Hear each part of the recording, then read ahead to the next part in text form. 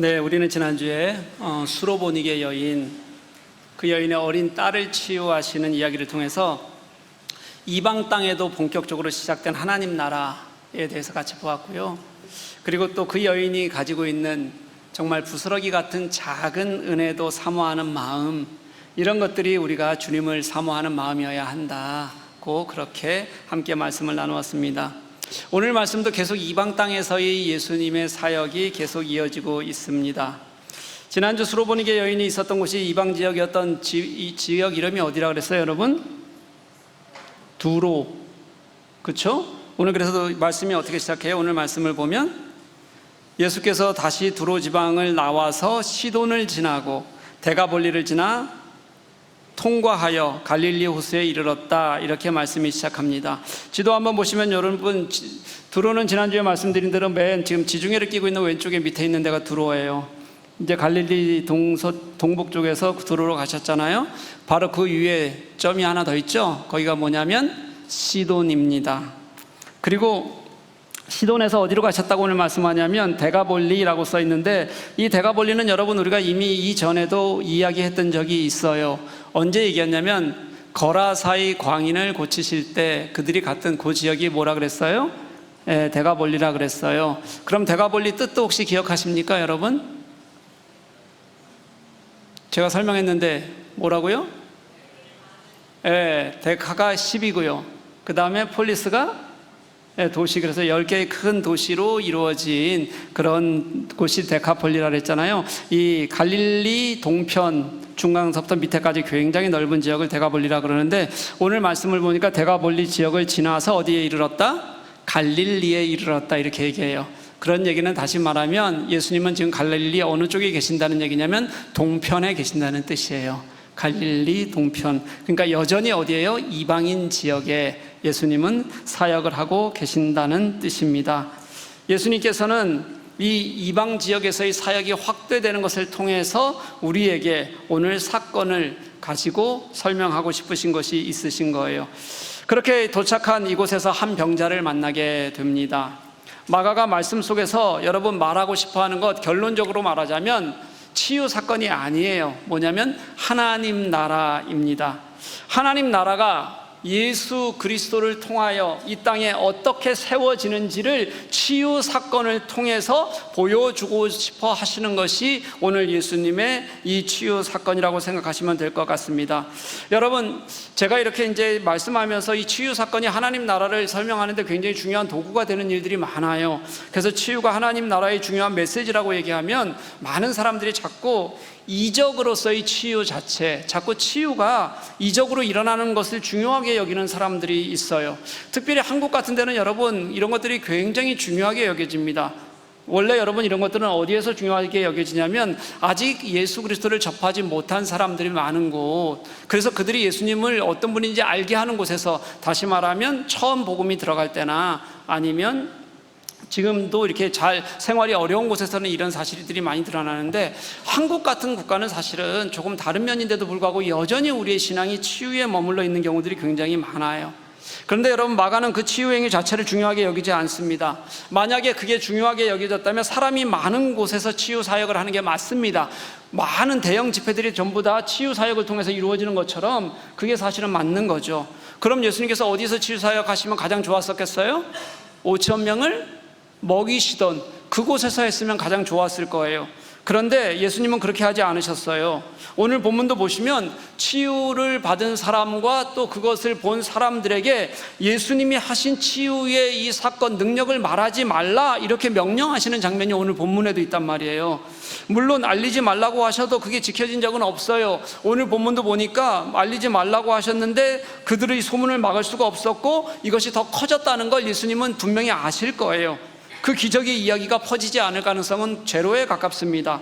구경꾼들은 치유 사역의 의미는 제대로 알지 못하지만 그래도 치유가 일어났다는 사건이 자신들에게는 굉장히 놀라운 사건이기도 하고 흥분된 사건이어서 여기저기 떠드는 일을 멈출 리가 없지요. 여러분, 우리도 비밀이라고 제발 좀 말하지 말라 그러면 꼭 내가 가장 친한 사람에게는 말하고 싶어 하잖아요. 그렇죠? 그렇죠? 그래서 비밀은 뭐가 비밀이라 그랬어요, 여러분? 나만 모르고 다른 사람들이 다 알고 있다는 사실을 모르는 게 비밀이라고요. 사실은 한번 말하면 그렇게 돼요.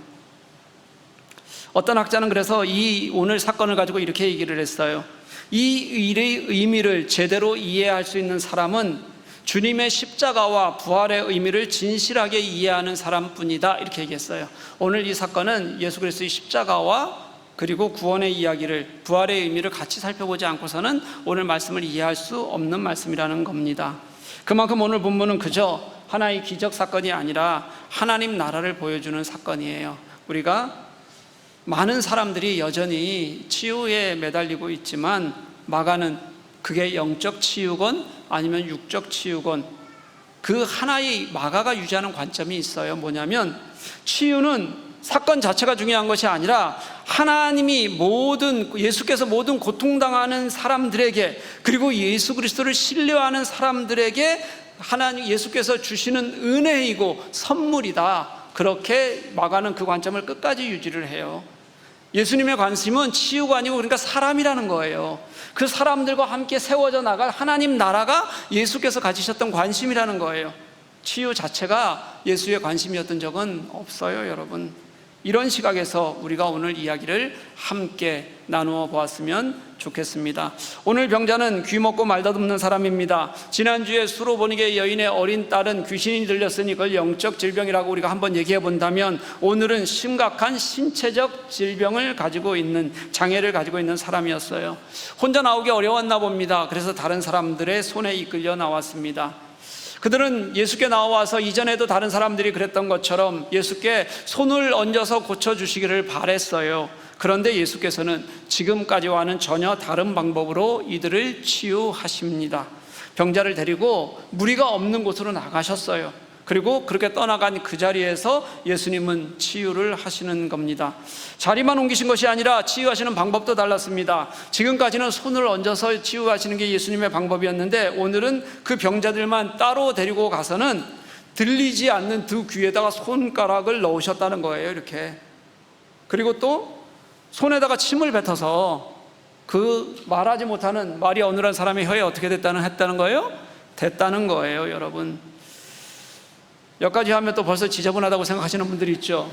말씀보다는 그런 데 더 집중하시는 분들 없어요? 있었어요? 네. 여러분, 이건 그 시대를 살펴보아야 알 수 있는 일이에요.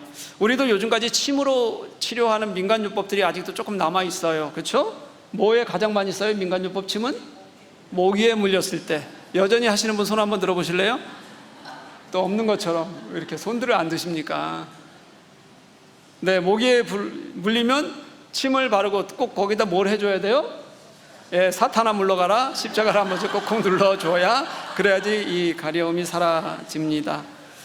현대에는 말도 안 되는 방법이지만 이전에는 그렇게 한 이유가 있었어요. 뭐냐면 옛날에는 물파스 같은 약이 없잖아요. 그러면 이제 가장 좋은 건 사실은 물로 씻는 게 가장 좋아요. 근데 물로 계속 씻을 수가 없잖아요. 옛날에는 부엌이나 아니면 물 있는 데가 다 마당으로 나가거나 부엌으로 신발을 신고 나갔어야 됐어요. 모기는 또 얼마나 많아요. 그런데 그럴 때마다 맨날 계속 나가서 씻고 올 수가 없으니까 그냥 누워있는 상태에서 할 수 있는 임시적 방편이 뭐냐면 침을 바르고 십자가를 긋는 거예요. 침을 바르면 여러분, 이 열이, 상처가 난 곳에 조금씩 열이 나요. 어떻게 해서든지. 거기다가 이제 물을 타면 어떻게 되죠? 이것이 증발하면서 생기는 시원함이 있어요. 우리는 아주 못 느껴도 그런 것들이 다 여기서 발생을 해요.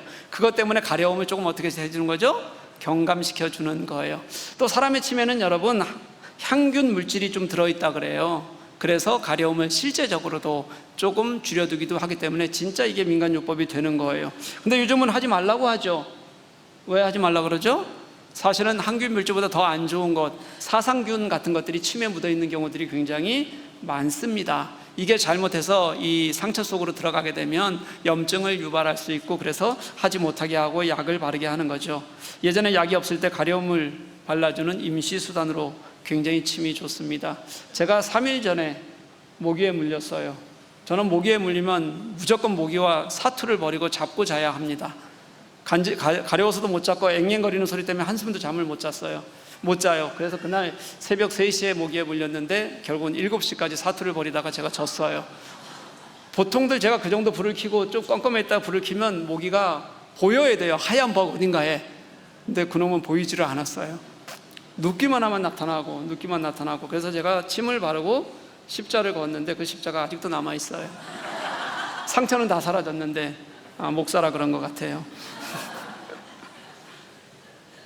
예수님 시대에도 이런 전통적인 치료 방법들이 있었어요. 아픈 부위에 손을 대는 것, 침을 바르는 것은 당시의 전통적인 방법이었다는 거예요. 고대의 치유는 대부분 여러분 실제 치료할 때도 그랬고 주술을 사용할 때도 그렇고 손을 이용해서 무엇인가 작은 사람이 구하기 쉬웠던 사람 몸에서 나오는 것들이나 아니면 주위에 있는 걸로 사용하는 방법들이 굉장히 흔했습니다. 한 가지 분명한 건 여러분, 이런 행위가 예수님께서 이 시대 병자를 대하는 흔한 방법이기는 했지만 예수님이 이것을 통해서 치유될 것이라고 믿었던 것은 분명히 아니에요. 예수님은 아마 이것을 통해서 그를 더 사랑하고 있다는 것, 또는 오늘 말씀 속에서 중요한 하나님 나라를 말씀하시기 위해서 사람들이 말씀 속에서 더 집중할 수 있도록 하게 하거나, 아니면 지금 이 사람의 병이 당시에는 굉장히 많이 어려운 것이어서 병이 깊다는 것을 설명하기 위해서 다른 방법을 택했을 가능성이 큽니다. 하지만 예수님의 치유는 그런 행위에서 나오는 것이 아니라 그 다음으로 이어지는 예수님의 말씀의 선포에서 나온다는 것을 분명히 가르쳐주고 있어요. 34절 말씀 우리가 같이 한번 읽었으면 좋겠습니다. 같이 한번 읽습니다. 시작. 하늘을 우러러 탄식하시며 그에게 이르시되 에바다 하시니 이는 열리라는 뜻이다. 하늘을 향하여 탄식하셨다. 이것은 여러분 하나님을 향한 기도의 원형이에요. 예수께서는 하나님의 일하심을 늘 기도했습니다. 그리고 나서 에바다라고 외친 거예요. 이 뜻이 열리다 였어요. 귀가 열리고 입이 풀리게 되는 놀라운 능력이 거기서 드러나게 됩니다. 여러분, 예수님의 치유는 손을 얹는 행위가 아니라 그 행위는 그 사람을 사랑한다는 의미이지, 그의 치유는 하나님을 향한 간절한 기도와 열리라는 명령, 다시 말하면 당신의 말씀의 선포 속에서 이루어졌다는 겁니다. 예수님의 열리라는 말씀은 주술적인 의미를 가지고 있는 것이 아니라 말씀의 권위였고 살아계신 하나님의 선포였어요. 그 선포 앞에서 치유가 일어나게 됩니다. 믿으십니까? 사랑하는 교회 여러분, 우리를 치유하는 것, 우리에게서 예수를 경험하게 하는 것은 주술적 기대 속에서 일어나는 것이 아니에요. 예수님의 말씀이, 예수께서 나를 향하여 선포하시는 말씀이 내 안에서, 내 삶에서, 나의 이 아픈 부위 속에서 진짜 참으로 이루어질 때 그때 참된 치유가 일어나는 겁니다. 우리는 자꾸 기적을 바라지만 예수께서는 말씀을 강조하시는 것도 그런 이유입니다. 사람들은 기적 때문에 예수님을 쫓아다녔지만 예수님의 기적은 그저 예수님이 사람을 사랑하신다는 것을 보여주시는 당신의 응답이었을 뿐, 진짜 가르치고 싶어 하셨던 것은 당신의 말씀이었고 당신의 말씀 속에서 선포되는 하나님의 나라였습니다. 마가복음을 보면 이적과 치유 이야기가 굉장히 많이 나와요. 그런데 주님은 치유 자체에 관심을 두시지 않으세요. 치유를 통해서 당신이 드러나기를 원하신 것도 아니었어요. 물론 이것이 하나님밖에 할 수 없는 일이라는 것을 치유를 통해 드러내시기도 했지만, 그보다는 당신의 치유는 모든 것들이 대부분 하나님이 사람을 너무 사랑하신다는 것, 그리고 그것을 통해서 하나님, 당신을 볼 수 있는 눈을 우리들에게 열게 하시고, 그래서 하나님 나라를 보는 것이 얼마나 큰 기쁨인지를 알게 하시는 것이 예수님이 치유의 목적이었어요. 그렇게 보면 치유 자체가 하나님 나라가 되는 겁니다. 배고픔과 그리고 아픔을 가지고 있는 사람들이 그것을 면하게 되고 먹을 수 있는 것이, 그것이 하나님 나라가 되는 겁니다. 무엇보다 모든 것이 하나님의 가르침과 뜻 안에 있고 그리고 하나님의 통치 아래에서 이루어지는 것, 그것을 예수님은 마가를 통하여 그게 하나님 나라다라고 우리들에게 가르쳐주고 계시는 거예요. 예수님은 그 나라를 보여주기 위해서 3년을 사셨던 것이지, 우리에게 치유가 너무 좋아서 그 기적을 쫓아다니라고 우리들에게 3년을 사신 것이 아니에요. 그러니 우리가 찾아야 할 것, 우리가 바라보아야 할 것, 우리의 마음에 머물러야 할 곳도 하나님의 통치가 되어야 합니다.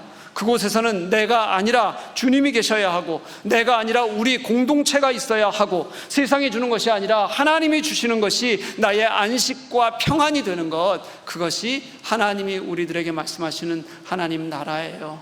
그 하나님 나라를 소망하면서 살아가는 것이 우리 그리스도인입니다. 이제 그 하나님 나라가 어떤 것인지를 마가는 이 치유의 마지막 부분에서 우리들에게 설명을 해줘요. 37절 말씀 같이 한번 읽어봤으면 좋겠습니다. 같이 한번 읽습니다. 시작. 사람들이 심히 놀라 이르되 그가 모든 것을 잘하였도다. 못 듣는 사람도 듣게 하고 말 못하는 사람도 말하게 한다 하니라. 아멘. 이 37절은 사람의 말을 통해서 한 얘기예요. 예수님의 말씀이 아니에요. 그런데 이 사람들의 말을 통하여서 우리들에게 예수께서는, 이 마가는 두 가지 기억을 떠올리게 하려는 분명한 의도를 가지고 있어요. 첫 번째가 뭐냐면 그가 모든 것을 잘하였도다 예요. 여러분, 그가 모든 것을 잘하였도다 하면 갑자기 머리에 생각나는 혹시 말씀 구절이 있으세요? 아주 짧은? 혹시 있으세요? 모든 것을 잘하였다. 없으세요? 창세기에서 여러분, 하나님께서 창세기의 모든 것들을 하나하나 창조하시잖아요. 그리고 나서 다 창조하신 이후에 1장 31절 말씀에 하나님이 지으신 모든 것을 보시니 보시기에 심히 좋았다. 모든 것을 보시니 보시기에 심히 좋았다. 이 말씀을 마가는 분명하게 상기시켜주고 있는 거예요. 예수님의 행위를 뭐에 연결시킨 거예요? 하나님의 창조 활동과 우리의 고백을 통해서 연결시키고 있는 거예요. 마가는 이 기록을 남기면서 분명한 의도를 가지고 있습니다. 오늘 하나님의 치유, 예수님의 치유 사건은 그저 하나의 치유가 아니라 하나님의 역사로 기억할 뿐만 아니라 이 사건이 어떻게 하나님 나라로 이어지는지를 보여주려는 생각을 가지고 이 구절을 넣고 있는 거예요. 바로 이어지는 말씀을 보면 잘 알 수 있습니다. 예수께서 잘하였다고 그렇게 창조의 말씀을 상기시킨 이후에 무엇을 잘한 것인지가 다음 절에 이어지는데요. 못 듣는 사람도 듣게 하고 말 못하는 사람도 말하게 한다 하니라, 이렇게 말씀하세요. 이것은 예수님의 치역을 되풀이해서 말하는 것 같지만 사실은 이 문장의 되풀이에는 이사야서 35장 5절에서 6절 상반절 말씀이 같이 들어가 있는 겁니다. 그때에 맹인의 눈이 밝을 것이며 못 듣는 사람이 귀가 열릴 것이며 그때에 저는 자는 사슴같이 뛸 것이며 말 못하는 자의 혀는 노래하리니. 이사야 선지자는 이 35장을 여러분, 야훼 하나님께서 이루실 궁극적인 구원을 노래하는 중에 이 말씀이 나와요. 그런데 이 궁극적인 구원의 노래라는 것이 우리 신약으로 말하면 그게 하나님 나라가 되는 겁니다. 그 하나님 나라에 대한 노래 중 5절과 6절 상반절에 맹인이 눈을 뜰 것이다, 못 듣는 사람의 귀가 열릴 것이다, 말 못하는 자의 혀가 노래한다. 여러분, 왜 이렇게 그들은 노래했냐면 당시 고대에 가장 많았던, 우리가 억눌리고 갇힌 자의 상징으로 표현했던 것이 뭐냐면 보지 못하고 말하지 못하고 듣는 것이었거든요. 그들을 해방시키시는 것, 이것이 하나님 나라의 상징이고 이 땅에 있는 모든 사람들이 하나님 나라를 온전히 살아가는 방법이라는 것을 그들이 가지고 있었던 억눌린 것의 상징을 통해서 설명하고 있는 거고요. 그것을 오늘 마가복음에서 마가는 동일하게 다시 되풀이해주고 있는 겁니다. 그런데 여러분, 이게 그냥 예수께서 하나님 나라를 가르치셨다, 거기에만 그치지 않고요. 이 이사야서 35장 바로 앞절 말씀인 4절 말씀을 보면 이렇게 말씀하세요. 겁내는 자들에게 이르기를 굳세여라, 두려워하지 말아라. 보라, 너희 하나님이 오사 보복하시며 갚아주실 것이라. 하나님이 오사 너희를 구원하시리라. 아멘. 이렇게 말씀하세요. 하나님이 오실 것, 예수께서 오실 것에 대한 예언과 함께 시작하는 하나님 나라, 그게 뭐냐면 보지 못하는 자들이 보게 되는 것이고 듣지 못하는 자들이 듣게 되는 것이고 그리고 말하지 못하는 사람들이 말하게 되는, 그들의 고통에서 해방되는 것이었단 말이죠. 그러니 이게 뭐냐면요, 오늘 본문은 그렇게 예언된 예수께서 오셔서 그렇게 예언된 그 말씀을 오늘 이 아픈 사람, 병자에게서 이루시면서 이것이 내가 원하는 하나님이 계획하신 하나님 나라를 만들어가는 방법이라는 것을 명확하게 선언하시는 것, 이 치유의 사건을 통해서 예수 그리스도가 하나님의 새 창조를 이루시겠다고, 그 새 창조가 예수 그리스도를 통하여서 일어난다는 것을 명백하게 보여주는 말씀이라는 겁니다. 여러분, 치유의 방법도 중요하고요, 치유 사건 자체가 중요할 수도 있어요. 하지만 오늘 본문은 그게 아니라는 거예요. 이 치유가 의미하는 하나님 나라가, 이게 우리 모두를 구원하시는, 모든 억압에서 해방시키시는 하나님 나라가 예수 그리스도를 통해서 이루어질 것, 구약의 말씀을 통해서 예수께서 우리 하나님 그리고 우리의 주권자이심을 보여주시는 것이 오늘 말씀의 핵심이에요. 귀가 열리고 혀가 풀렸다는 것은 여러분, 당시로 보면 전 인격적인 해방을 말하는 의미가 있어요.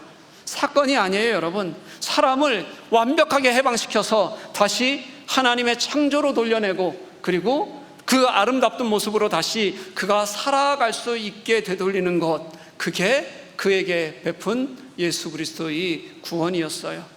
사람의 모든 것을 정말 하나님이 처음 만드시고 처음 우리에게 가지셨던 그 마음, 모든 것이 좋았다고 말씀하셨던 그곳으로 다시 돌아가게 하시는 하나님의 마음이 오늘 말씀 속에 있는 겁니다.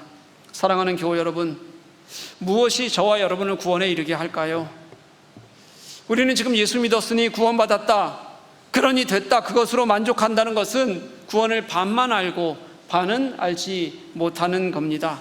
우리가 계속 그렇게 살아간다면 우리는 예수님의 십자가를 반만 이해하고 반은 버리고 있는 겁니다. 저는 이런 생각을 해봐요.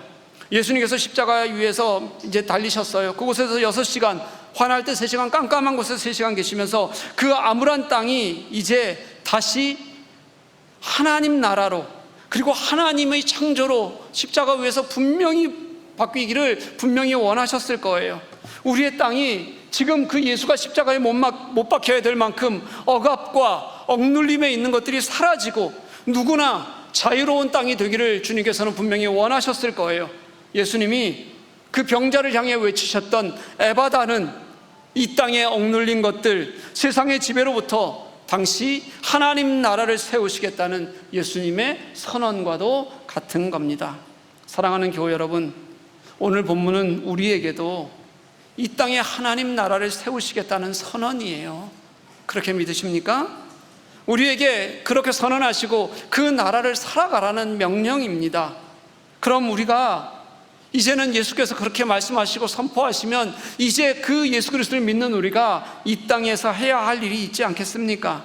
우리가 그 하나님 나라를 위해서 무엇인가 여러분 해야 하지 않겠습니까? 창조는 이루어지는 것이지 그냥 감탄하는 것이 아닙니다. 하나님 나라는 창조되고 나서 감탄되었지 그저 아무것도 없는 곳에서 감탄되지 않았어요. 이 땅을 살아가는 우리의 길에서, 우리의 삶에서 이루어질 때 그 하나님 나라가 다시 모든 이의 감탄 속에서 함께 바라보는 영광이 될 수 있다는 겁니다. 제가 설교에서 소개하기도 했고요, 우리 여름에 북콘서트를 하기도 했던 이화정 목사님의 책 엄마의 일기가 하늘에 닿으면 여러분 많이 읽어보셨을 것 같습니다. 거기에 나오는 오순심 권사는 당신의 너무도 고단한 삶에서 기도를 읽다 보면 기도가 하나도 이루어지지 않는 것 같아요. 그렇죠? 근데 기도를 계속 읽다가, 그리고 그 아들이 거기다가 그 어머니의 삶을 함께 기록해 나가는 것을 보면서 아, 마지막까지 하나님께서는 그의 기도를 들으시고 이루시고 계셨구나라는 것을 감동적으로 우리가 알게 돼요. 그 섬마을에는 남편이 일찍 죽고 그리고 여자의 몸으로 혼자 자식을 키우면서 농사 짓는 이들이 참 많았다고 기록되어 있더라고요. 그 오순심 권사는 거의 예수 믿는 사람들이 없었던 그 작은 섬마을 사람들을 정말 잘 섬겼어요. 그리고 그들을 손을 잡고 한 사람씩 교회에 데리고 나오기 시작해요. 그리고 그 마을을 전부 복음화시켰어요. 얼마나 그 전라도 그 섬에 예수 믿는 사람들이 거의 없거든요. 거기에 그 마을이 크게 복음화됐는지 몰라요.